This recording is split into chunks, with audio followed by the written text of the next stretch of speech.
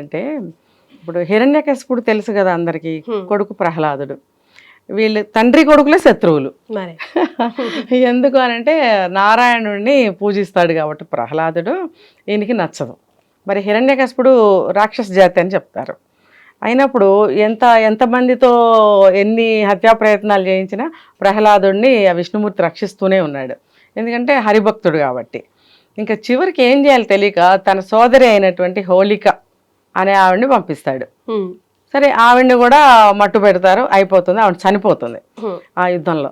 చనిపోయినప్పుడు ఆ సందర్భంగా ప్రజలందరూ పండగ చేసుకుంటారు. మరి పండుగను ఎలా ఆనందాన్ని ఎలా వ్యక్తం చేయాలి? పిండి వంటలు వండుకుని ఎవరింట్లో వాళ్ళు కూర్చుంటే అది తెలియని విషయం. వీధుల్లోకి వచ్చి అందరూ ఒక ఆనందాన్ని షేర్ చేసుకోవటం కోసం రంగులు వేసుకున్నారు. అంతే ఆ పండగ ఉద్దేశం.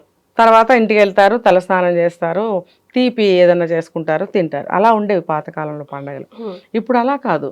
ఏది వచ్చినా దాని అర్థం మారిపోతుంది, ఒక ఈవెంట్గా అయిపోతుంది. హోలీ వచ్చిందంటే ఇప్పుడు ప్రతి అపార్ట్మెంట్స్లో కలర్స్ రెడీ చేయడము, అదేదో స్వీట్స్ రెడీ చేయడము. కొన్ని స్వీట్ రెడీ చేశారు, బాగుంది. కలర్స్ ఒళ్ళంతా పోసేసుకుని ఆ చేతులతో స్వీట్లు తింటుంటారు. అలా కాదు. కలర్స్ అనేవి మీరు అన్నట్టు న్యాచురల్ కలర్స్ వాడుకోవచ్చు. రెండోది ఏంటంటే ఎప్పుడు కూడా పౌడర్స్ని నీళ్ళల్లో కలపకూడదు. అంటే నీళ్ళల్లో కలపటం ఒక రకంగా ప్లస్, ఒక రకంగా మైనస్. అంటే ఇది కలర్స్, పొడి కలర్స్ చల్లుకోవడం కూడా ఒక రకంగా నష్టమే. అందుకనే ఏదైనా సరే తగు మోతాదులో చేసుకోవాలి.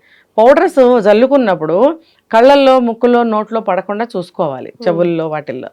తర్వాత వాటర్లో కలిపినప్పుడు ఏమవుతుందంటే ఒళ్ళంతా కలర్ పట్టేస్తుంది.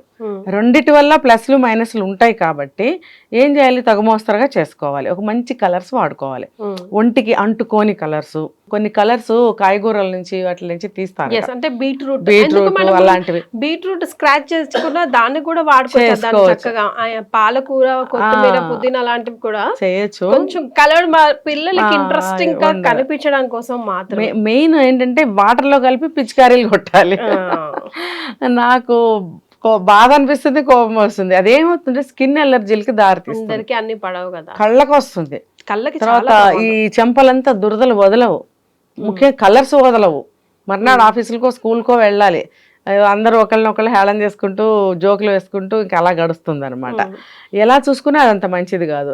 అంటే ఇది ఏంటంటే ప్రతి దానికి కూడా ఇప్పుడున్న పరిస్థితులకి ప్రతి విషయానికి ఇంట్లో పిల్లల నుంచి స్టార్ట్ చేయటమే కొత్తగా. మళ్ళీ పిల్లల నుంచి స్టార్ట్ చేస్తే నెక్స్ట్ భవిష్యత్ తరాలకి మళ్ళీ కొంత మేలు జరుగుతుంది. ఇప్పుడు పెద్దవాళ్ళకి మనం ఏమీ చెప్పలేం, వాళ్ళే కదా చెడు పాడు చేస్తుంది పిల్లల్ని. సో పిల్లలకి